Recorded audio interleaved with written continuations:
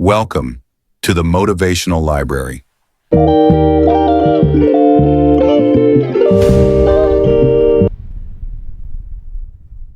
Pause for a moment. Close your eyes. Now imagine this. 100,000 years ago, you wouldn't be alone as a human. At least 6 different species of humans roamed this earth together. Neanderthals in Europe, Homo erectus in Asia, Homo floresiensis, tiny humans on Indonesian islands, and us, Homo Sapiens, huddled in the corner of Africa. Fast forward to today. Look around. There's only one species left. So here's the question that should haunt us. Why? Why did we survive when all the others vanished into the void of extinction? It wasn't because we were the strongest. Neanderthals could snap us like twigs. It wasn't because we were the smartest. Their brains were actually bigger than ours. We weren't even the first to master fire or fashion tools from stone. No, 70,000 years ago, we were just another species of ape. Insignificant, unremarkable, struggling to find our next meal in the African savanna, while saber-toothed cats stalked us and bigger, stronger humans dominated the landscape. And then, something happened. Something so profound, so mysterious, that scientists still debate what triggered it. We call it the cognitive revolution. And in the blink of an eye, geologically speaking, everything changed. Within just a few thousand years, these insignificant apes had done the impossible. We didn't just survive. We exploded across the planet. We crossed oceans. We conquered frozen tundras and scorching deserts. And one by one, every other human species, our cousins, our competitors, disappeared. Extinct. Gone forever. But here's what's truly unsettling. We might have killed them. This book is the story of 3 revolutions that transformed us from nobody special into the gods of planet Earth.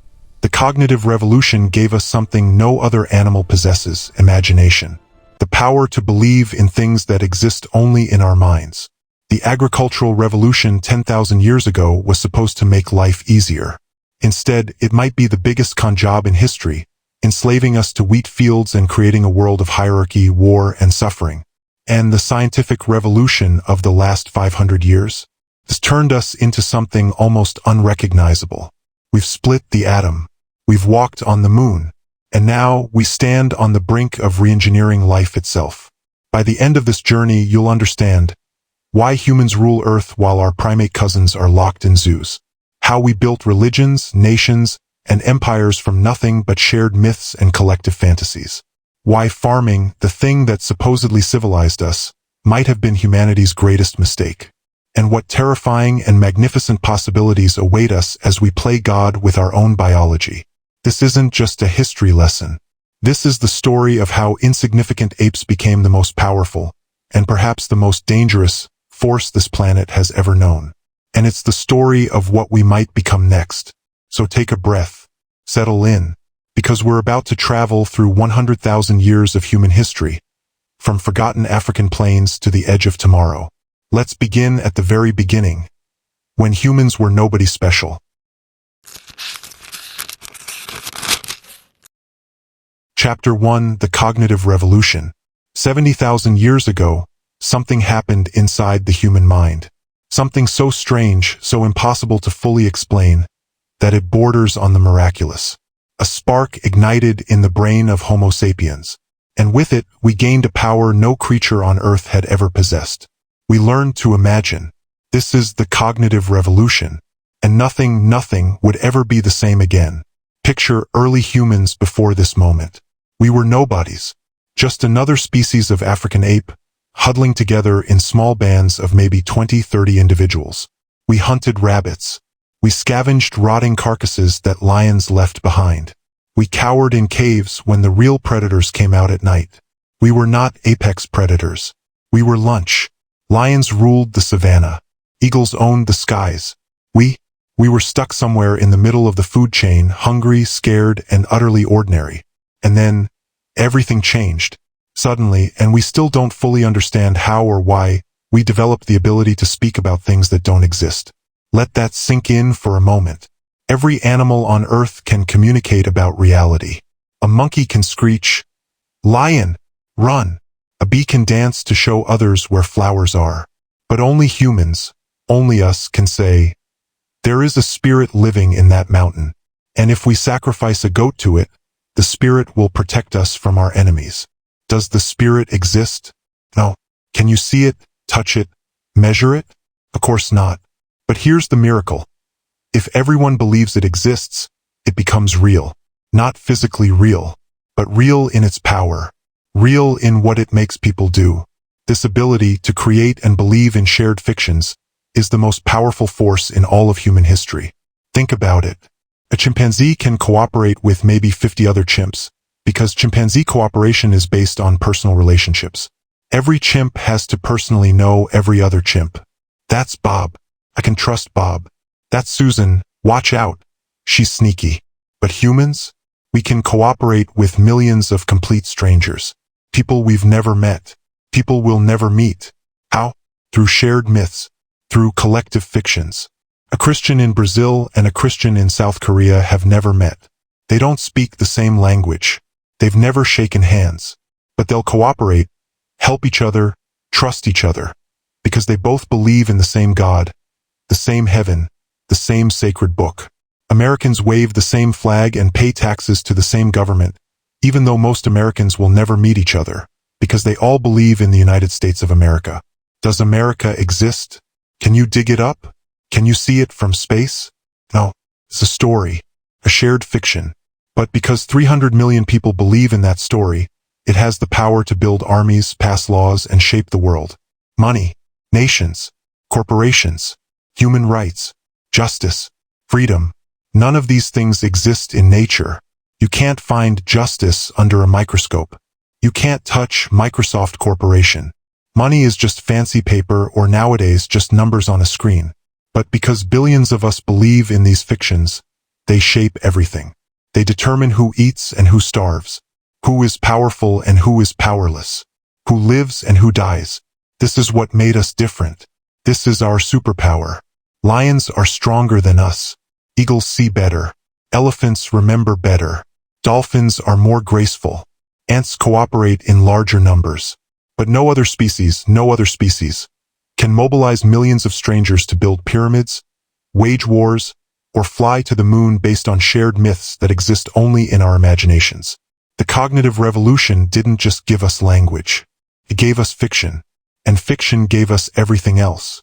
Within thousands of years, a cosmic eye blink, everything transformed. We created art. We buried our dead with rituals. We worshipped gods and told stories around fires. We didn't just adapt to our environment anymore. We started changing it. And most importantly, cultural evolution replaced biological evolution. Think about what that means. Before the cognitive revolution, if you wanted humans to change behavior, you had to wait for natural selection to do its slow, brutal work over thousands of generations. But after, ideas could spread in a single generation. A new hunting technique, a new tool, a new belief system. Humans could transform their entire societies not in millennia, but in decades. We became evolution on fast forward, and we exploded across the planet. From Africa, we surged into the Middle East, then Europe, then Asia. We crossed impossible oceans to reach Australia 45,000 years ago, an achievement that required boats, planning, and astonishing courage. Eventually, we walked across frozen land bridges into the Americas, and everywhere we went, death followed. Giant mammals that had thrived for millions of years, woolly mammoths, saber-toothed cats, giant ground sloths, vanished within centuries of our arrival. Was it climate change? Overhunting? We still debate, but the pattern is undeniable. Wherever Homo sapiens showed up, the megafauna disappeared. We didn't conquer the world because we were stronger or faster. We conquered it because we could tell better stories. Because we could unite thousands of strangers with a shared myth. Because we could imagine things that didn't exist, and then make them real. That's the legacy of the cognitive revolution. We became the storytelling ape, the believing ape, the ape that lives half in reality and half in fiction. And that changed everything. Chapter 2. The Agricultural Revolution. 12,000 years ago, in the fertile river valleys of the Middle East, humanity made a choice that would echo through eternity. We stopped moving. We planted seeds. We waited for them to grow. And we never left. Historians call this the agricultural revolution, the birth of civilization, the triumph of human ingenuity. But what if they're wrong? What if this wasn't progress at all? What if it was the greatest con in human history, and we're still living inside it? Let's rewind. Imagine life before farming. You're a hunter-gatherer, wandering through ancient forests with your band. The sun rises and you forage for berries, dig up roots, maybe hunt a rabbit. By midday, you've gathered enough. The afternoon, it's yours. Time to rest, play with your children, craft tools, tell stories by the fire. Work, 3, maybe 4 hours a day. Your diet is a feast of diversity. Over 70 different plants, nuts, seeds, and animals rotating through the seasons. Antelope 1 week, fish the next, wild figs, honey from a hollow tree. And your body? Archaeological skeletons don't lie. Hunter-gatherers were tall, strong-boned, with healthy teeth and few signs of disease. They lived physically demanding lives, yes, but their bodies were built for it. Was life uncertain? Absolutely. Dangerous? Sometimes. But here's what they had that we don't. Freedom. Freedom to move.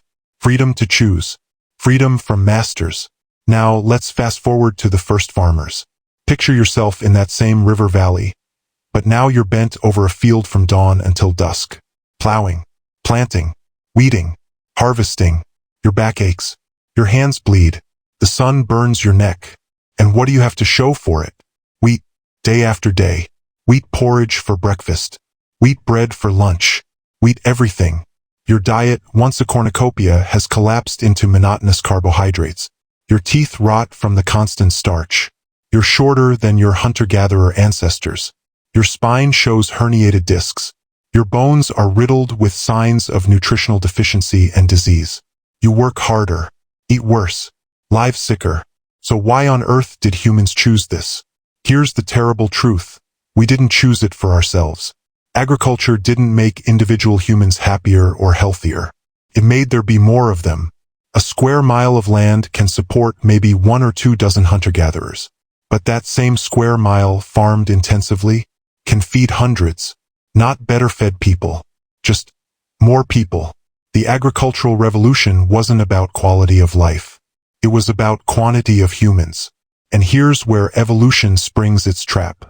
Imagine your tribe stumbles onto farming.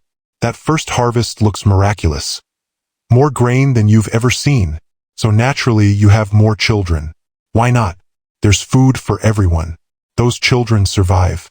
They grow up. They have their own children. Suddenly, your small band of 30 has become a village of 300. But now you face a problem. 300 mouths need feeding. You can't go back to hunting and gathering. There are too many of you now. The land can't support that many foragers. So you clear more forest, plant more wheat, work even harder. The population swells again. And again. The trap has closed. There's no escape. Villages become towns. Towns become cities. Cities demand even more intensive agriculture. Generation after generation, humans work harder just to stay alive, caught in a cycle they can't break. We tell ourselves we're masters of wheat, rice, and corn, that we domesticated these plants and bent nature to our will. But flip the perspective. 10,000 years ago, wheat was an unimpressive grass growing in a small corner of the Middle East. Today, it blankets continents. We've raised forests for it, diverted rivers for it. We labor in its fields, protect it from insects, breed it for maximum yield, and spread its seeds to every corner of the planet. Who domesticated whom? From wheat's point of view, the agricultural revolution was a stunning, evolutionary victory. It found a species of ape and reprogrammed us, turned us into its farmers, its servants, its delivery system. We are the worker bees in wheat's grand design. But crops weren't the only thing that enslaved us. Agriculture created something else, something humanity had barely known before. Inequality. Hunter-gatherers carried everything they owned on their backs. There's no point accumulating possessions when you're walking 20 miles tomorrow. Everyone was roughly equal because no one had much of anything. But farmers stayed put. And staying put meant accumulating. Grain in storage, tools, livestock, houses, land. And wherever there's surplus, there's temptation. If you've stored grain for winter, what's to stop your neighbor from taking it? So you need guards, then warriors, then professional soldiers. Those soldiers need commanders. Commanders need kings. Kings need tax collectors and scribes to track who owns what. Suddenly, you don't just have more people, you have hierarchy. Rulers and subjects. Elites and peasants. Those who own the land and those who work it. Inequality, once virtually unknown, becomes the organizing principle of human society. And inequality breeds conflict. Wars erupt over farmland, over water rights, over trade routes. Armies march. Empires rise and fall. Blood soaks into the very soil we planted. We invented writing not for poetry or love letters but for bureaucracy. Tax records, property deeds, lists of debts and conscripts. Civilization didn't emerge from abundance and leisure, from humans finally having enough. It emerged from the problems agriculture created. And here we are today, 12,000 years downstream from that original choice. 8 billion of us now cover the Earth. We've spread to every continent. From an evolutionary standpoint, we've succeeded beyond measure. But look at your own life. How many hours a week do you work? 40? 50? 60? More than any hunter-gatherer ever dreamed of. How much of your time is truly yours? How much freedom do you really have? We sit in traffic. We stare at screens. We answer emails at midnight. We trade our limited days on Earth for money to buy food someone else grew, in a system we didn't choose and can't escape. We call this progress. But is it? Here's the paradox that haunts all of human history.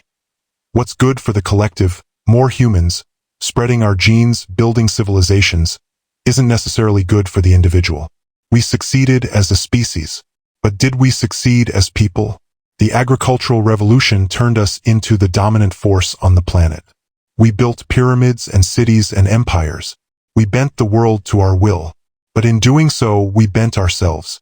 We traded freedom for security, diversity for stability, leisure for endless labor. And we've been living with that bargain ever since. The wheat fields stretch to the horizon. The cities tower toward the sky. There are billions of us now, and we're not going anywhere. But sometimes, in quiet moments, you might wonder, did we win? Or did we just become very successful prisoners? The agricultural revolution succeeded brilliantly. It just didn't succeed for us. Chapter 3. The Unification of Humankind. For most of human history, we lived in fragments. Thousands of separate worlds, scattered across the planet.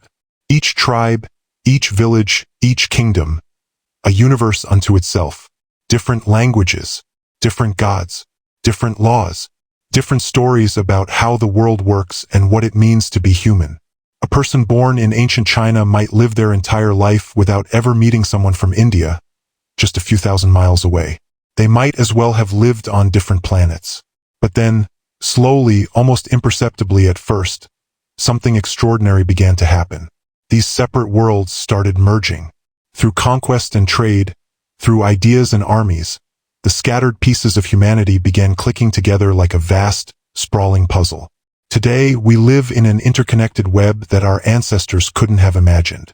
A farmer in Kenya uses a smartphone designed in California, assembled in China, running on algorithms written in Silicon Valley. A teenager in Brazil watches the same movies as a teenager in Japan. English words creep into every language. The same brands appear in every city. We are becoming one civilization. But how did this happen? What invisible forces pulled humanity together from our isolated corners? 3 things unified us. 3 shared fictions so powerful, they dissolved borders and bridged continents. Money, empire, religion. Let's start with the most universal force humanity ever created, money. Think about what money actually is. Really think about it. That dollar bill in your pocket? It's paper. Maybe not even paper anymore, just numbers on a screen. It has no intrinsic value. You can't eat it. You can't wear it. If you were stranded on a deserted island, $1 million would be worthless. And yet, you'd work years of your life to accumulate it. Why? Because of belief. Collective belief. Before money, trade was a nightmare. You're a sandal maker who needs grain. So you have to find a grain farmer who happens to need sandals. That's called the double coincidence of wants. And it's about as efficient as it sounds. But money solves everything. It doesn't matter if the farmer needs sandals. You give him money, and he can trade that money for whatever he wants. The blacksmith, the wine merchant, the tax collector. Money is a universal translator. It converts any good or service into any other good or service. But here's what makes money truly miraculous. It only works because we all believe it works. A seashell, a gold coin, a piece of paper with a dead president's face, a digital entry in a blockchain. None of these have inherent value. They're valuable because everyone agrees they're valuable. Money might be the most successful story humans ever told. Think about it. More people believe in money than believe in God.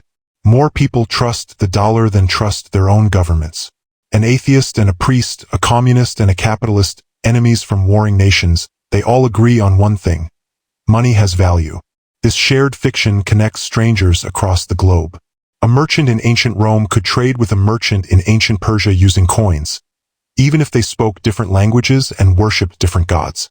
Today, you can buy something from someone in Tokyo without speaking a word of Japanese, as long as you both believe in the same currency.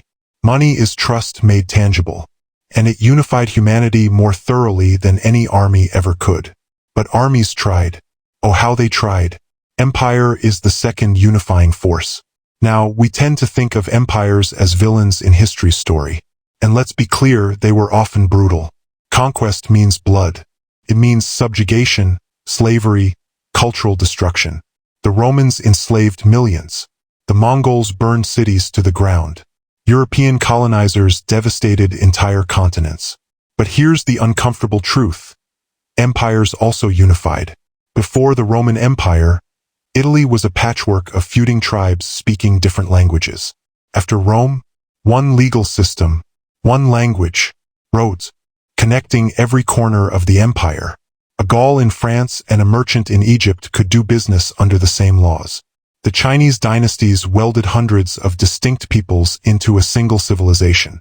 The Islamic Caliphate stretched from Spain to India, creating a shared culture of learning, trade, and law. Empires didn't just conquer, they merged. They took disparate groups and forged them, often through fire and force, into something larger. And here's the twist. Most of us are products of empire. The language you speak, probably spread by empire. English dominates the world because the British Empire conquered a quarter of the planet. Spanish and Portuguese rule Latin America because of conquest. The borders of most African and Middle Eastern nations were drawn by European colonizers. India's unity as a nation? That's largely thanks to British imperialism, which created the administrative systems and infrastructure that bound diverse regions together. Your laws, your government structures, even your sense of national identity, these are echoes of empires past. Empire is brutal. Empire is often unjust. But empire is also one of history's primary engines of unification. And then there's the third force, religion. But not the way you think. We tend to imagine religions spreading through passionate converts and miraculous revelations. And sure, that happened. But the religions that truly unified humanity, they weren't just promising salvation or enlightenment. They were providing order. Buddhism, Christianity, Islam, these weren't just spiritual paths. They were comprehensive systems for organizing society. They offered legal codes, ethical frameworks, answers to questions like, how should contracts work? What's a fair price? How do you resolve disputes? What responsibilities do the rich have to the poor? A Christian merchant in medieval France could trade with a Christian merchant in Ethiopia because they shared fundamental assumptions about honesty, debt, and proper conduct. They might never have met before, but Christianity gave them a common language of trust. Islam created a vast network spanning from Indonesia to West Africa. A Muslim scholar could travel thousands of miles and find communities that shared his values, his laws, his rituals. These religions built bridges between strangers.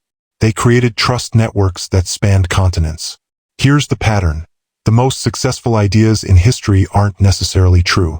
They're the ones that inspire cooperation. Capitalism isn't scientifically true. It's a set of beliefs about property and exchange. But it organizes the behavior of billions. Human rights can't be found in nature. There's no human rights particle under a microscope. But belief in human rights has transformed societies, ended slavery, advanced equality. Nationalism is pure fiction. France, America, Nigeria, these are stories we tell ourselves. Lines on maps that exist because we agree they exist. But people die for these stories. They sacrifice, fight, build, and dream in the name of nations. The best fictions are the ones that bring us together. And throughout history, one trend is undeniable. Humanity is unifying. 10,000 years ago, there were thousands of separate human worlds. 5,000 years ago, hundreds of kingdoms and empires. 500 years ago, dozens of major civilizations. Today, we're barreling toward a single, interconnected global society. Trade networks encircle the planet. The internet links billions of minds in real time. You can video call someone on the opposite side of the earth for free. English becomes the global lingua franca. The same songs top charts in Seoul, Sao Paulo, and Stockholm. This doesn't mean we're all the same. Conflicts remain. Divisions run deep. Cultures clash. But the long arc is clear. We're weaving together. Money started the process centuries ago. Empires accelerated it through force. Religion provided the trust networks. And now, technology has taken the baton. Globalization is sprinting toward the finish line. The question isn't whether humanity will unify. The question is, around what story will we unify? What shared fiction will organize our global civilization? Will it be capitalism and the free market? Democracy and human rights? Some new ideology we haven't imagined yet? Or perhaps artificial intelligence will write the next chapter, and will unify around systems we don't fully understand. That story is still being written, and in a very real sense, we're the ones writing it. Every choice we make, every belief we spread, every connection we forge, we're deciding what comes next. The next chapter of human unification is unfolding right now. The question is, what role will you play in it? Chapter 4. The Scientific Revolution. 500 years ago, something shifted in the human mind. It wasn't a discovery. It wasn't an invention. It was something far more radical. It was an admission. 3 simple words that changed everything. I don't know. For tens of thousands of years, humans believed we had the answers. The gods had spoken. The ancestors had passed down wisdom. Sacred texts contained eternal truths. When questions arose, you didn't investigate, you consulted. The priests, the elders, the ancient books. The fundamental assumption was this: the important questions have already been answered. Our job isn't to discover new truths. It's to understand and obey the old ones. But then, in 16th century Europe, a handful of curious minds did something unprecedented. They looked at the authoritative texts, the cherished traditions, the unquestioned dogmas, and they said, what if we're wrong? What if the earth isn't the center of the universe? What if the heavens aren't perfect and unchanging? What if human bodies don't work the way ancient physicians claimed? What if we don't actually know? And instead of treating ignorance as shameful, something to hide or deny, they made it the foundation of a new way of thinking. They called it science. And it became the most powerful force in human history. Understand what science actually is, because it's not what most people think. Science isn't a collection of facts. It's not the periodic table or Newton's laws or the structure of DNA. Science is a method, a way of asking questions and finding answers. Here's how it works. Observe the world carefully. Notice patterns. Form a hypothesis, a possible explanation. Test that hypothesis through experiments. Gather data. If the evidence supports your hypothesis, tentatively accept it. If the evidence contradicts it, abandon it no matter how much you loved the idea. Repeat. Forever. The crucial part? No idea is sacred. No authority is final. Not the Pope. Not Aristotle. Not your professor. Not even Einstein. If new evidence contradicts the old theory gets thrown out. Truth isn't determined by who said it or how ancient the text is. Truth is determined by what the universe actually shows us. This sounds simple. It's not. For most of history, challenging accepted wisdom could get you killed. Questioning religious doctrine meant torture, exile, execution. The weight of tradition crushed curiosity. But once that dam broke, once humans embraced systematic observation and experimentation, progress exploded. Look at what we've accomplished in just 5 centuries. 500 years ago, most people lived their entire lives within 20 miles of where they were born. Average life expectancy was 30 years. Diseases like smallpox and plague killed millions. Literacy was rare. Most people worked backbreaking manual labor from childhood until death. Today, we've eradicated smallpox entirely, a disease that killed 300 million people in the 20th century alone. We've mapped the human genome. We've split atoms and harnessed nuclear power. We've built machines that fly through the air, dive to the deepest ocean trenches, and send back photos from the surface of Mars. The average person today has access to more information than the greatest library in the ancient world.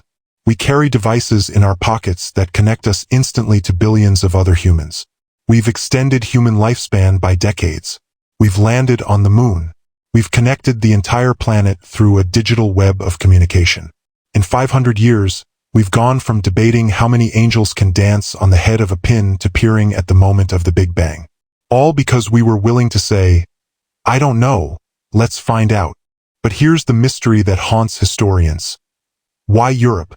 Why did the scientific revolution happen in 16th century Europe and not somewhere else? Because Europe wasn't the most advanced civilization at the time. Not even close. China had invented gunpowder, paper, printing, and the compass centuries before Europe. The Islamic world preserved and expanded on Greek knowledge while Europe stumbled through the Dark Ages. India had sophisticated mathematics and astronomy. So why did Europe spark the revolution that would remake the world?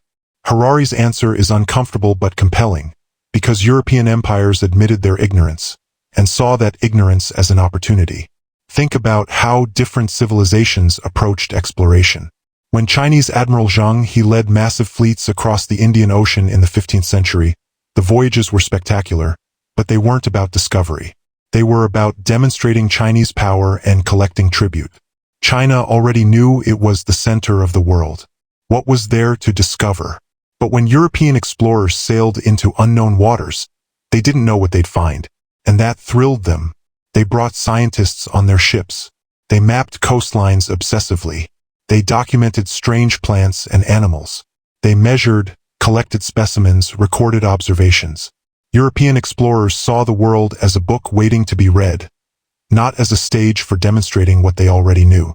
This created a feedback loop more powerful than any military conquest. Science enabled better technology, better ships, better navigation, better weapons. Better technology enabled imperial expansion. Imperial expansion brought back new knowledge, resources, and funding for more science, which enabled better technology. Around and around, faster and faster. The British Navy didn't just conquer oceans. It charted them, cataloged species. It advanced cartography, astronomy, and navigation. Captain Cook's voyages were military expeditions, yes, but they were also scientific missions. Scientists sailed alongside soldiers. Knowledge and power became inseparable. But it wasn't just science and empire. There was a third partner in this alliance: capitalism. For most of history, wealth was finite. If you wanted more, you had to take it from someone else. Kings hoarded gold. Merchants jealously guarded trade secrets. But capitalism introduced a radical new idea: growth. The pie isn't fixed. We can make it bigger. Invest in new ventures. Develop new technologies. Open new markets. The future can be richer than the present. And scientific research? That was the ultimate growth investment. Capitalists funded scientists, expecting profitable returns. Scientists provided technologies that generated wealth and military power. Empires provided resources, markets, and laboratories for experimentation. Science, capitalism, and empire, three forces that merged into an engine of transformation. Together, they produced the modern world in all its beauty and horror. Medical science saves millions of lives every year. Industrial agriculture feeds 8 billion people. Vaccines, antibiotics, anesthesia, these are miracles. But the same scientific knowledge that cures diseases also creates weapons of mass destruction. The same industrial processes that feed billions also poison our atmosphere and oceans. The same surveillance technologies that catch criminals also enable authoritarian control. Science is neutral. It gives us power, but it doesn't tell us how to use that power. The scientific revolution did something else, something subtle but profound. It changed how we think about time. For most of history, people expected the future to resemble the past. Your life would be like your parents' lives. Their lives were like their grandparents' lives. Change happened slowly, if at all. But after the scientific revolution, we began expecting progress. We assume the future will be better, that diseases will be cured, that technology will advance, that life will improve. That expectation itself transforms society. It drives innovation, investment, education. Why save for the future? Because the future will have opportunities your present doesn't. This faith in progress, this belief that tomorrow can and should be better than today, is a direct gift from the scientific revolution. But now we face a question our ancestors never imagined. What happens when we gain the power to redesign ourselves? For 4 billion years, life evolved through natural selection, random mutations, environmental pressures, survival of the fittest. Humans didn't choose to have 2 legs or opposable thumbs or big brains. Evolution chose for us. But now, we're developing technologies that let us rewrite the code. Genetic engineering allows us to edit DNA like software. CRISPR can delete genes, insert new ones, eliminate hereditary diseases, or design children with specific traits. Artificial intelligence threatens to surpass human intelligence. What happens when we create minds smarter than our own? When machines can think, create, and decide better than we can? Brain-computer interfaces might merge human consciousness with machines. Nanotechnology could rebuild our bodies atom by atom. Life extension therapies might let us live for centuries. We're on the verge of becoming something more or less than human. The scientific revolution isn't over. It's accelerating toward a precipice we can barely see. We're acquiring the power of gods, the power to reshape life itself according to our desires. But here's the terrifying question. Should we? Science can tell us how to edit genes, build superintelligent AI, or extend life indefinitely. But science can't tell us whether we should. It can't tell us what values to program into artificial intelligence. It can't tell us which genetic traits are worth preserving or enhancing. It can't tell us what it means to live a good life, or whether living for 500 years would make us happier. Science gives us power, but wisdom, that we have to find somewhere else. We've spent 500 years learning to admit ignorance about facts. Now we face an even harder challenge, admitting our ignorance about meaning. So here we stand at the beginning of the 21st century, more powerful than any species in history, capable of destroying ourselves or transcending our biology entirely. The question isn't whether we'll reshape the future. We will. The question is, what do we want to become? And who gets to decide? The scientific revolution gave us the tools to remake the world. But it can't tell us what kind of world is worth making. That choice, the most important choice in human history, is ours alone. Chapter 5, The Capitalist Creed. Money makes the world go round. But have you ever stopped to ask why? Why must the economy grow endlessly, forever? Why do stock markets panic when growth merely slows, even if we're still getting richer? Why does a CEO get fired if their company only maintains last year's profits instead of exceeding them? Why have we built a civilization that can't stand still? The answer lies in capitalism's central story, a story so deeply embedded in our minds that we forget it's a story at all. And it's a story that reshaped everything. For most of human history, people understood wealth in simple, brutal terms. The pie was fixed. There was only so much gold, so much land, so many resources. If you wanted more, someone else had to have less. Wealth didn't grow. It moved. From the conquered to the conqueror. From the peasant to the lord. From one kingdom to another through trade or war. Kings hoarded treasure in vaults. Merchants buried their profits. Nobody believed the total amount of wealth in the world could significantly increase. Sure, you might have a good harvest one year, but next year might bring drought. Overall, the pie stayed the same size. And then capitalism whispered a revolutionary idea. What if the pie could grow? What if you could take resources today, invest them wisely, and create more wealth tomorrow, wealth that didn't exist before? Not through conquest, not by taking from your neighbor, but through innovation, productivity, creation. This sounds obvious to us now, living in a world where economic growth is gospel. But 5 centuries ago, it was heretical. Think about what this idea unlocks. If wealth can grow, then lending money makes sense. You give someone capital today, and they use it to build something, a factory, a ship, a new invention, that produces more value than existed before. They pay you back with interest, and everyone's richer. Before capitalism, lending money was often seen as sinful, usury, extracting profit from others' misfortune. But if the borrower can create new wealth, then lending becomes cooperation. You're not taking from them, you're helping them grow. If wealth can grow, then you don't hoard. You invest. You put your resources to work, generating returns. If wealth can grow, then economic competition isn't zero-sum. We can both win. Your success doesn't require my failure. This belief that tomorrow can be richer than today changed everything. And at the heart of this system sits something almost magical. Credit. Banks lend money that doesn't yet exist, based on faith that future production will be greater than present production. Read that again. They're lending money that isn't real yet. It's a bet on the future. An entrepreneur walks into a bank and says, "Give me $1 million. I'll build a business that generates $2 million in profits."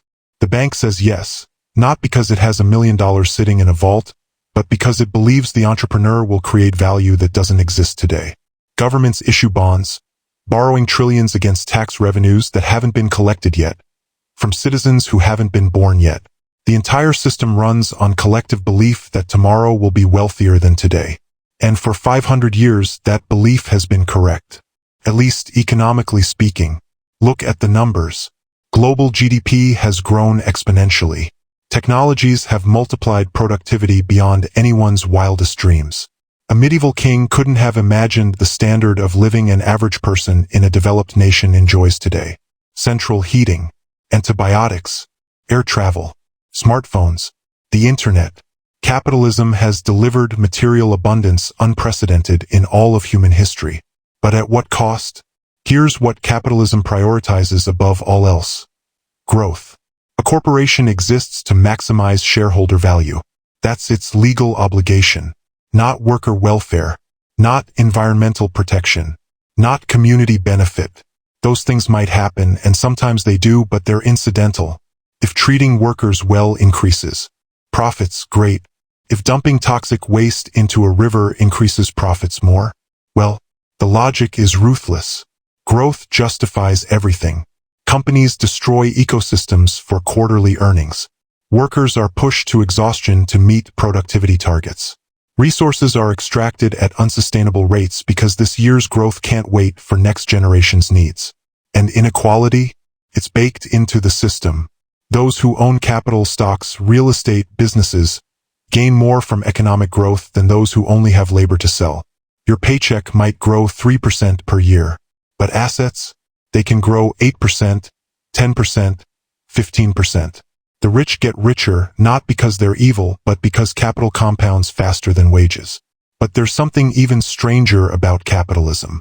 We've built a religion around perpetual growth on a finite planet. Think about that. The Earth has limited resources, finite oil reserves, finite fresh water, finite arable land. Ecosystems have limited resilience before they collapse. You can't have infinite growth on a finite planet. And yet, our entire economic system depends on exactly that impossibility. Politicians promise growth. Central banks stimulate growth. Investors demand growth. If growth slows, we call it a recession and treat it like a disease. What happens when a company stops growing? The stock price crashes. What happens when an economy stops growing? Unemployment rises. Debt becomes unpayable. Social systems strain. We've created a bicycle economy, It only stays upright if it keeps moving forward. Capitalism has core beliefs, as dogmatic as any religion. Growth is good. Consumption drives growth. Therefore, consumption is good. We're trained from birth to be consumers. Our identities merge with our purchases. You're not just a person, you're an iPhone person or an Android person. You define yourself by the brands you wear, the car you drive, the coffee you drink. Advertising bombards us with a simple message. Buying things will make you happy. And we believe it, even when experience tells us otherwise. But here's the uncomfortable question. Does capitalism actually make us happier? Studies consistently show that beyond a certain threshold, enough money for food, shelter, and healthcare and basic security, additional wealth provides diminishing returns on happiness. Going from poverty to middle class? Huge improvement in well-being. Going from middle class to wealthy? Much smaller improvement. Going from wealthy to ultra-wealthy? Barely noticeable. And yet, we continue pursuing growth as if it's an end in itself, not a means to something else. We've forgotten to ask, growth for what? More GDP so we can have more GDP? Work longer hours to buy more things we don't need to impress people we don't like? We've become brilliant at the means, generating wealth, increasing productivity, innovating technologies. But we've lost sight of the ends. What's it all for? Here's capitalism's central paradox. It's incredibly effective at generating wealth, but terrible at distributing it equitably or deciding what wealth is for. The capitalist story says that free markets, private property, and profit maximization lead to optimal outcomes. But optimal for what? GDP growth? Yes, absolutely. Technological innovation? Yes, undeniably. Human happiness? Less clear. Environmental sustainability? Disastrous. Social cohesion? We're more polarized and isolated than ever. Meaning and purpose? We're drowning in material abundance while starving for significance. So here we are in the 21st century, facing questions capitalism can't answer. Can we have prosperity without perpetual growth? Can we redefine progress as something other than GDP increase, maybe as well-being, sustainability, fulfillment? Can capitalism adapt to ecological limits, to finite resources, to a climate crisis that threatens civilization itself?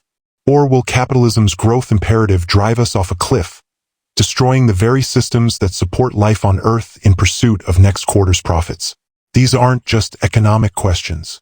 They're existential, because the story we tell about economics shapes the world we create. Right now, we're telling ourselves a story about infinite growth, endless consumption, and the supremacy of markets. That story has given us iPhones and air conditioning and global supply chains. But it's also given us climate change, mass extinction, plastic oceans, and a civilization hurtling toward ecological collapse. Maybe it's time for a new story. The question is, what story do we want to tell next? And do we have the courage to tell it before the old story writes an ending we can't survive? Chapter 6. The Industrial Revolution. The Industrial Revolution didn't just change what we make. It changed what we are. Before factories, before assembly lines, before the screaming whistle that called workers to their shifts, humans were something else entirely. And we can never go back. Picture life before industrialization. You're a peasant in medieval Europe, or a farmer in ancient China, or a craftsperson in an Indian village. Your work is varied. In spring, you plant. In summer, you tend crops. In autumn, you harvest. In winter, you repair tools, weave cloth, tell stories by the fire. You work hard, backbreaking hard, but you work according to tasks, not time. You plow the field until it's plowed. You milk the cow when the cow needs milking. When the work is done, you rest. Your community is small, maybe 100 people. You know everyone. They know you. Your reputation matters. Your relationships are face-to-face, real, tangible. You live by natural rhythms. Sunrise and sunset, seasons, the cycles of the moon. Then everything changed. The Industrial Revolution began simply enough. New machines, factories, steam engines. But it metastasized into something far more profound. It restructured time itself. Suddenly, work wasn't defined by tasks completed. It was defined by hours on the clock. The factory whistle blew at 6 a.m. You showed up. You stood at your station for 12 hours, sometimes 14, sometimes 16. You did the same motion over and over and over. Pull the lever. Attach the part. Pull the lever. Attach the part. It didn't matter if you finished early. You stayed until the clock said you could leave. We stopped working to live. We started living to work. And the clock, that tyrannical little device, became our master. Today we're obsessed with time. We're always rushing, always behind schedule, always feeling like there aren't enough hours in the day. And here's the paradox. We have more time-saving technologies than any generation in history. Washing machines, dishwashers, microwaves, cars, email, the internet. Our ancestors would have killed for these tools. So why do we feel more rushed than ever? Because industrial capitalism doesn't want us to rest. It wants us to produce.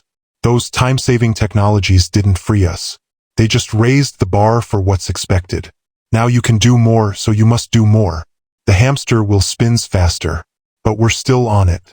Work itself transformed beyond recognition. For most of human history, work was holistic. A shoemaker made shoes, the entire shoe, start to finish. A farmer grew crops, planting, tending, harvesting, selling.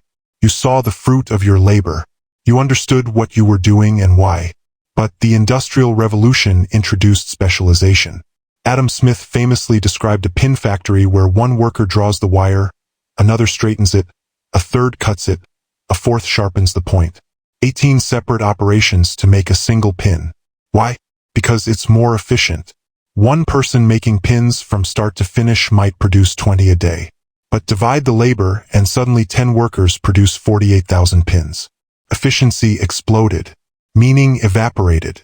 Today, most people have no idea what their company actually does. You work in sales enablement, or supply chain logistics, or human capital management. You attend meetings about meetings. You fill out forms. You manage spreadsheets that feed into other spreadsheets. You're a cog in a vast, impersonal machine. And if you quit tomorrow, they'll replace you within a week. You're specialized, efficient, replaceable. Is this progress? Let's talk about what we gained. Material abundance beyond our ancestors' wildest dreams. Products that would have been treasures for kings. Glass windows, indoor plumbing, refrigeration, instant communication across continents are available to ordinary people. Medical advances that doubled, then tripled human lifespan. Antibiotics, surgery, vaccines. Technologies that eliminated brutal physical labor. No more breaking your back in fields. No more dying young from preventable disease. By almost every material metric, we've won. But here's what we lost. We lost community. For most of history, humans lived in tight-knit groups. Extended families, villages, tribes.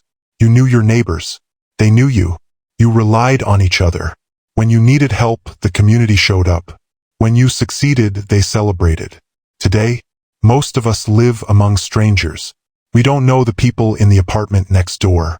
We commute to work alongside thousands of anonymous faces. We scroll through feeds of distant acquaintances we haven't spoken to in years. Harari calls these imagined communities. We belong to nations, corporations, online groups, collectives of thousands or millions we'll never meet. Our social bonds are increasingly with fictional entities rather than actual human beings. We lost the extended family. For most of history, humans lived in multigenerational households. Grandparents, parents, children, aunts, uncles, cousins, all under one roof or in adjacent homes. Child rearing was communal. Everyone helped. You were never alone. Today, we have the nuclear family. Just two parents and their kids, isolated in a suburban house. And we tell ourselves this tiny unit can meet all our needs. That a married couple should be each other's everything. Best friend, lover, co-parent, financial partner, emotional support. This is historically bizarre and psychologically crushing. No wonder modern marriages crack under the pressure. No wonder so many people feel desperately lonely despite being surrounded by millions. We lost connection to nature. We live in climate-controlled boxes, commuting through other boxes, working in fluorescent-lit boxes, staring at glowing boxes. Most people have no idea what phase the moon is in. When the seasons change, we adjust our thermostats. We're the first humans in history to live almost entirely divorced from natural rhythms. And we wonder why we're anxious, depressed, and exhausted. We lost meaningful work. I said this before, but it bears repeating. Most jobs today are fragments of processes we don't control or fully understand. You're not building something. You're optimizing step 47 in a 200-step process. Ask people what their job means and watch them struggle. I help increase shareholder value. I optimize conversion funnels. I facilitate synergistic paradigm shifts. Translation: I have no idea why I'm doing this. And here's the cruelest joke.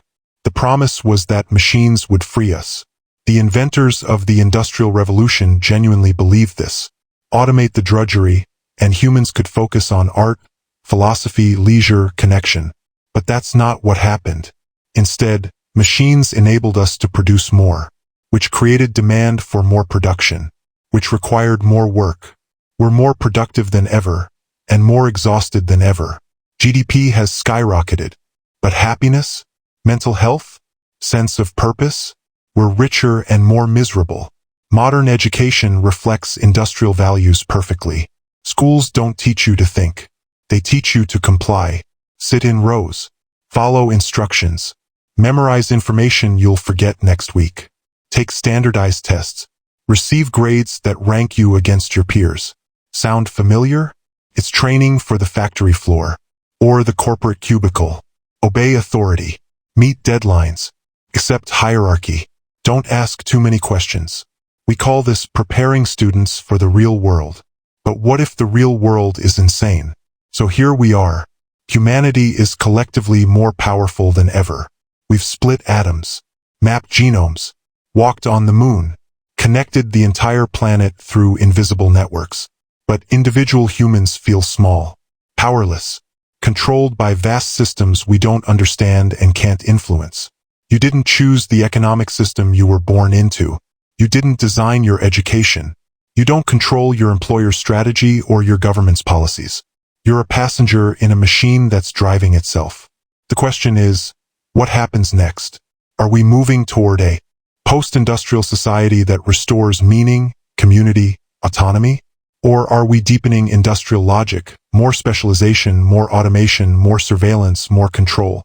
Some people dream of universal basic income, freeing us from meaningless work. Others fear artificial intelligence will make humans obsolete entirely. Some hope for a return to community, sustainability, connection. Others see us accelerating toward a future where humans merge with machines, becoming something post-human. The answer isn't predetermined. We're writing it right now through the choices we make about technology, work, education, and what we value. Do we measure success by GDP or by well-being?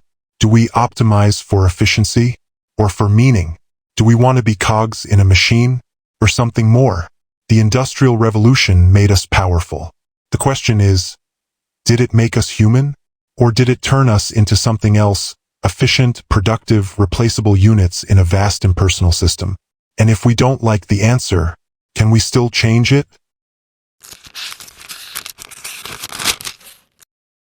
Chapter 7. The Future of Sapiens. We stand at the edge of a cliff. Behind us, for billion years of evolution, the slow, blind, grinding process of natural selection that shaped every living thing on Earth. Ahead of us, something entirely new, the power to design ourselves. For the first time in the history of life, a species is about to take control of its own evolution, to rewrite the code, to transcend biology itself. The question isn't if this will happen. The question is, what will we become? 3 revolutions are converging right now, in laboratories and tech companies around the world. Biological engineering, cyborg engineering, non-organic engineering. Together, they might produce the biggest transformation since life itself crawled out of the primordial soup. Let's talk about each one. Biological engineering means manipulating DNA directly. We're not talking about breeding animals or selecting crops anymore. We're talking about editing genes like software. Cutting, pasting, rewriting the instruction manual for life. CRISPR technology, those 6 letters represent a revolution. With it, we can already cure genetic diseases before a child is born, select embryos with desired traits, create genetically modified organisms that never existed in nature, edit human embryos to eliminate hereditary conditions, but that's just the beginning. Soon, maybe within your lifetime, we might design babies with enhanced intelligence, with perfect vision, with immunity to cancer, with beauty that matches cultural ideals. We could eliminate suffering at its genetic roots. Depression, edit it out. Alzheimer's, delete the genes.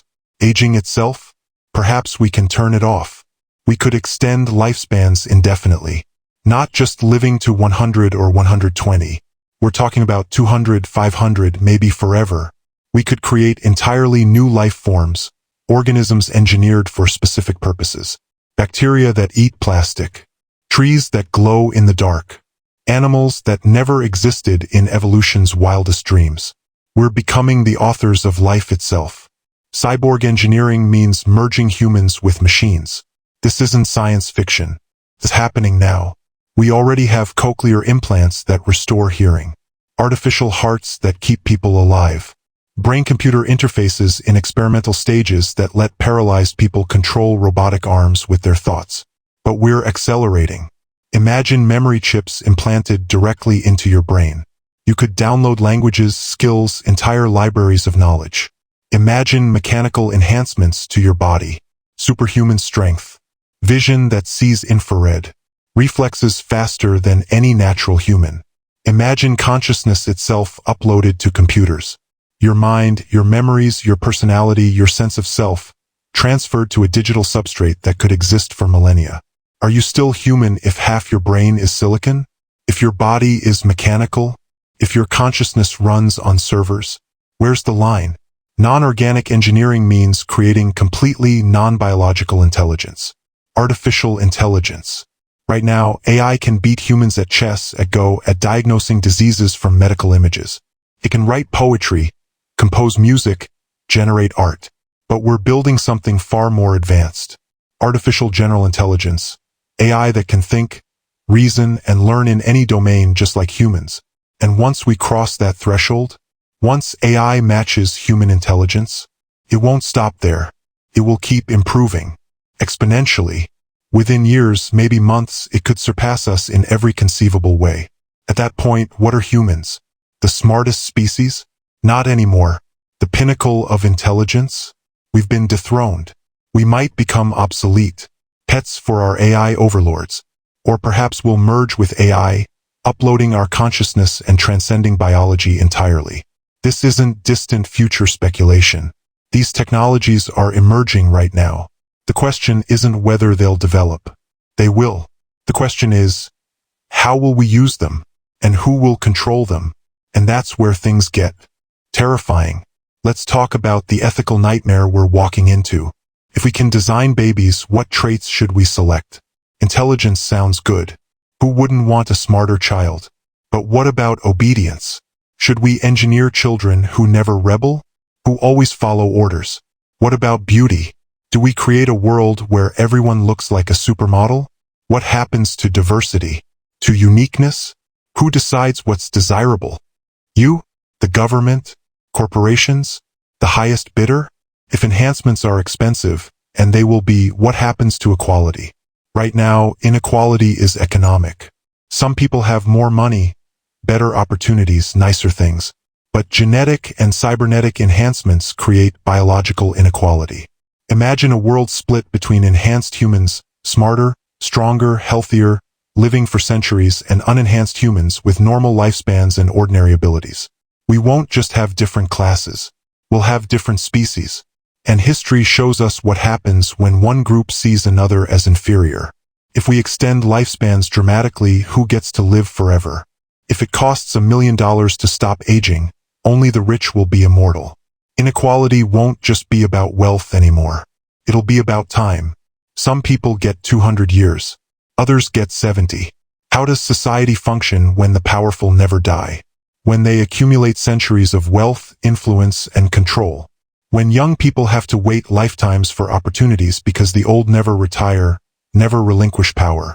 If we create artificial superintelligence, how do we ensure it aligns with human values? What if it decides humans are inefficient, destructive, irrelevant? What if it concludes logically, rationally, that the planet would be better off without us? We'd have no way to stop it. You can't outsmart something vastly more intelligent than you. What if the AI we create to solve our problems decides we're the problem?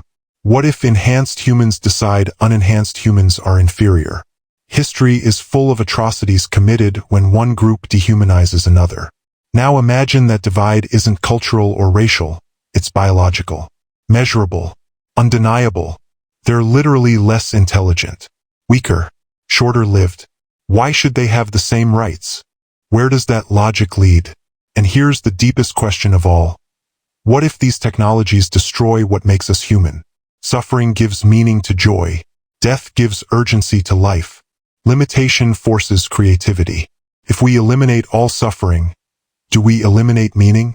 If we live forever, does anything matter? If we upload consciousness to machines, is that still us? Or just a copy, a simulation while the real you dies? What are we trying to preserve?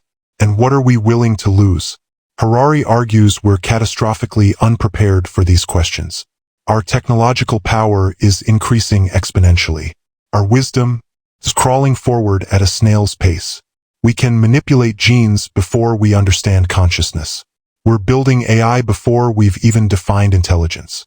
We're pursuing power without any clarity about purpose. We're like children playing with matches in a fireworks factory. So here's the question that haunts every page of this book. What do we want to become? For all of history, humans couldn't fundamentally change human nature. We were stuck with the bodies and minds evolution gave us. Now, we're about to transcend those limitations. But transcend toward what? Do we want to eliminate suffering? That sounds noble, but suffering teaches us compassion. It gives depth to joy. Without it, would we still be human? Do we want to maximize happiness? Sure. But what if happiness is just dopamine and serotonin, chemicals we can artificially produce? What if we discover we can be blissfully happy doing absolutely nothing, forever? Is that a life worth living? Do we want immortality? Of course. Who wants to die? But would life have meaning without death? Would anything matter if you had infinite time? We might create paradise. Or we might create a nightmare. We might enhance humanity beyond recognition, becoming something greater. Or we might destroy the very essence of what makes us human, our vulnerability, our mortality, our struggle. We might spread life and consciousness throughout the universe. Or we might cause our own extinction. And perhaps the most terrifying question, who decides? Will it be democratic? Humanity collectively choosing our direction through open debate and consensus? That seems unlikely. Most people don't even understand these technologies, let alone their implications. Will it be oligarchic? The wealthy and powerful deciding for everyone, engineering their children while the rest of us stay unenhanced? That seems depressingly probable. Will it be technocratic? Scientists and engineers determining our future because they're the only ones who understand the technology. Maybe. But scientists aren't trained in ethics or philosophy. They know how to do things, not whether they should. Or will it be random? No one truly in control, decisions made piecemeal by competing companies and governments, stumbling toward a future no one chose and no one can predict. That might be the most likely and most terrifying scenario. Harari doesn't give us answers. He can't. No one can. But he says we need to urgently begin these conversations. In schools, in governments, in every living room and boardroom on Earth. The future isn't predetermined. We're writing it right now through the research we fund, the regulations we pass or don't pass, the ethical frameworks we establish today. Every choice matters. Every conversation matters. Because within a few generations, maybe less, we'll have crossed a threshold we can never uncross. We'll have become something new. The question is, will we recognize ourselves when we get there? Will we look back and think, yes, this is what it means to be human, evolved, enhanced, transcendent? Or will we realize too late that we lost something essential along the way? 70,000 years ago, an insignificant species of ape in Africa underwent a cognitive revolution.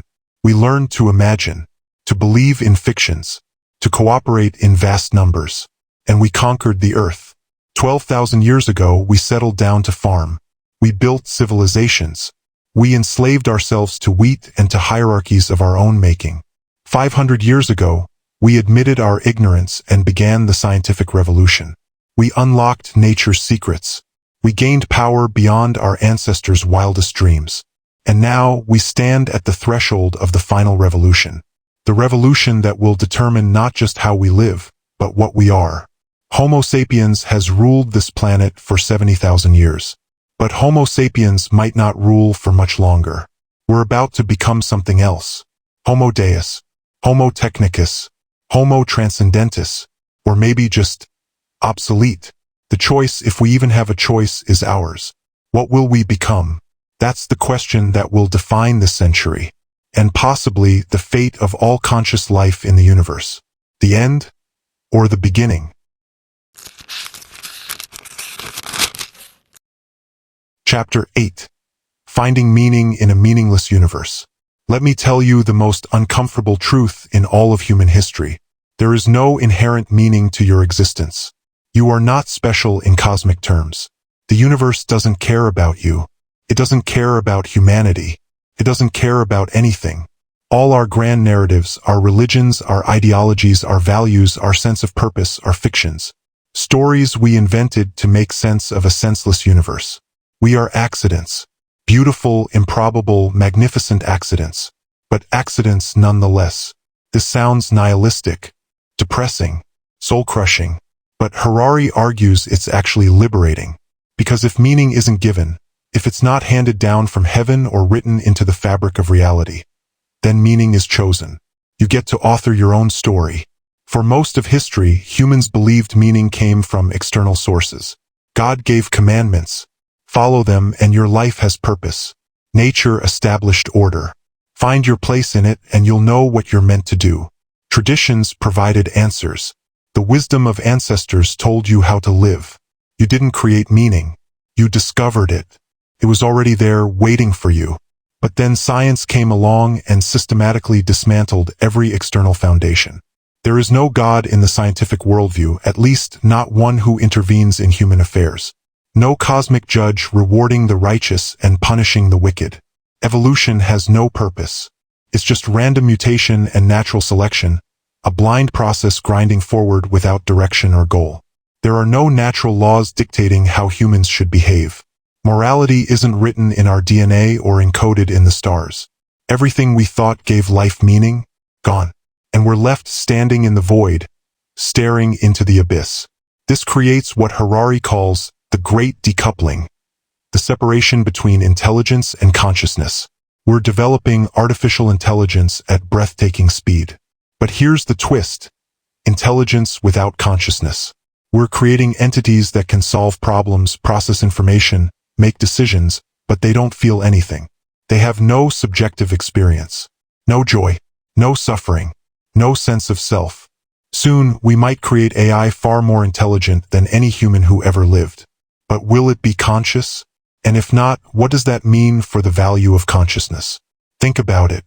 If intelligence is what matters, raw computational power, problem-solving ability, then humans might become obsolete. AI will surpass us.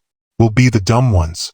But if consciousness is what matters, the capacity for joy, suffering, love, beauty, the felt experience of being alive, then even superintelligent AI might be inferior to the simplest conscious being. A mouse feels. An ant suffers. A human loves. Does a computer? So what do we value? Harari suggests that the dominant religion of the 21st century isn't Christianity or Islam or Buddhism. It's dataism, the belief that the universe consists of data flows, and that maximizing data processing and freedom of information is the supreme good. From this perspective, you're valuable insofar as you contribute to data processing. Your thoughts, data points to be collected. Your behaviors, patterns to be analyzed. Your experiences, content to be monetized. Your purpose, stay connected to the data flow. Keep uploading, keep sharing, keep consuming. Disconnection is the worst fate imaginable. Sound familiar? This explains why we're glued to our phones. Why we document every meal, every vacation, every fleeting thought on social media. Why we fear missing out. Why we check notifications compulsively. Why we feel anxious when we're offline. We've internalized dataism. Connection to the information flow is what gives life meaning. But is this actually meaningful? Does having 1,000 friends on social media create the same depth of connection as having 3 intimate friends who truly know you?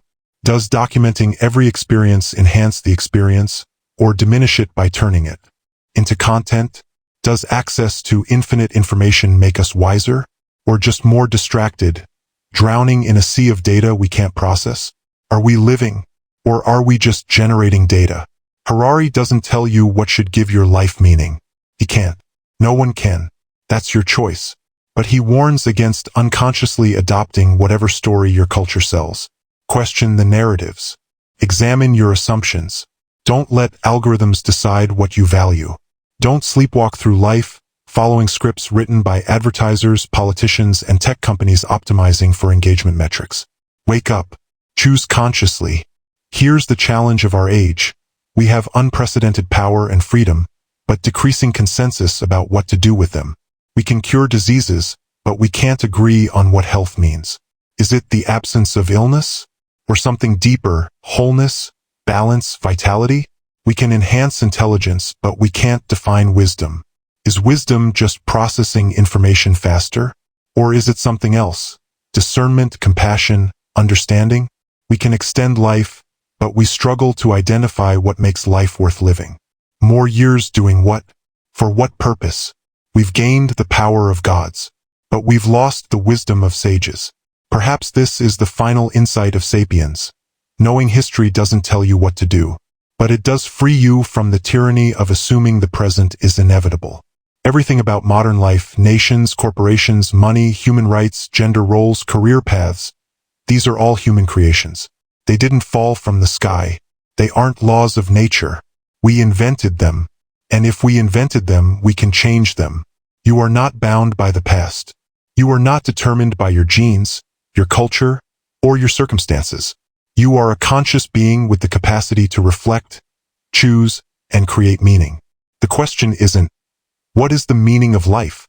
That question assumes there's one answer, one truth, one purpose waiting to be discovered. The real question is, what meaning will you create in your life? And having journeyed through 300,000 years of human history, you now understand something profound. Meaning is a story we tell, and we get to choose which story to believe. Let's look back at where we've been. We started as insignificant apes in Africa, competing with half a dozen other human species for survival. We weren't special. We weren't destined for greatness. Then, 70,000 years ago, the cognitive revolution gave us imagination. The power to believe in fiction roles all stories we tell and agree to believe. They're fictions, but they're powerful fictions that organize billions of people's behavior. This is both humbling and empowering. Humbling because it means we're not as special as we thought. We're storytelling apes who got lucky. Empowering because it means we can rewrite the story. The future isn't fixed. We're authoring it right now. The questions facing us are unprecedented. What should we do with the power to redesign life itself? How should we relate to artificial intelligence? As tools, as partners, as successors? What makes life meaningful in a world where traditional sources of meaning have collapsed? Who will we become? History doesn't answer these questions. Can't. It just shows us that humans are remarkably adaptable, incredibly creative, and sometimes dangerously short-sighted. We've survived and thrived by telling stories and cooperating around shared fictions. That same capability now gives us power that could either elevate us to undreamed heights or destroy us entirely. So what now? Your task isn't to know the right answers. Nobody has those. Your task is to ask the right questions. What story do you believe? What meaning will you create? What kind of future do you want? These aren't abstract philosophical musings. These are the most practical questions you can ask, because they determine how you live. Every day you make choices. Small choices. Big choices. Do you chase status and wealth, or connection and purpose? Do you conform to expectations, or forge your own path? Do you consume passively, or create intentionally? Do you sleepwalk through algorithms designed to capture your attention, or do you consciously choose where to direct your precious, limited consciousness? Every choice is an authorship. You're writing your story.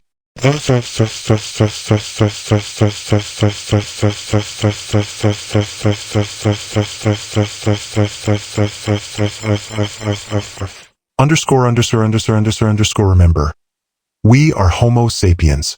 We are the species that tells stories and believes them into reality. We imagined gods and built temples. We imagined nations and fought wars. We imagined money and transformed economies. We imagined rights and changed societies. Our imagination is our superpower and our greatest danger. The story of humanity isn't over, not even close. In fact, we're entering the most consequential chapter yet. The chapter where we decide whether to enhance ourselves into something greater or destroy ourselves through short-sightedness and greed. The chapter where we might merge with machines, spread consciousness across the cosmos, or create artificial minds that render us obsolete. The chapter where we either find wisdom to match our power or prove that intelligence without wisdom is a fatal combination. You're writing the next chapter right now. Not alone. You're co-authoring it with 8 billion other humans, each making choices, each telling stories, each believing in fictions that shape reality. But your chapter matters. Your choices ripple outward. Your story influences other stories. So here's my final question to you. What story will you choose to believe? Will you believe the story that life is meaningless, so nothing matters? That's one option, but it leads to despair. Will you believe the story that meaning is given by external authorities, gods, governments, traditions? That's comforting, but it surrenders your autonomy. Or will you believe the story that meaning is created by you, through your choices, your relationships, your contributions to something larger than yourself? That's the harder path, but it's the path of freedom. We are not special because the universe chose us. We are special because we choose. We choose to love in a universe that doesn't care. We choose to create beauty in a cosmos of chaos. We choose to seek truth in an ocean of uncertainty. We choose to connect with others despite our inevitable separation. We choose meaning in a meaningless universe. And that choice, that defiant, beautiful, absurd choice, is the meaning. 300,000 years ago, a species of ape began asking questions. Why are we here? What should we do? What comes next? We're still asking those questions. We'll always be asking them. Because we are Homo sapiens, the wise ape, the questioning ape, the storytelling ape. And the story we tell next will determine everything. So tell it well. Tell it bravely. Tell it with your whole heart. Because the future doesn't depend on fate or destiny or divine will. The future depends on the stories we choose to believe. And the courage we have to live them. The end. Or rather, the beginning. Thank you for journeying through human history with me. Now go write your chapter.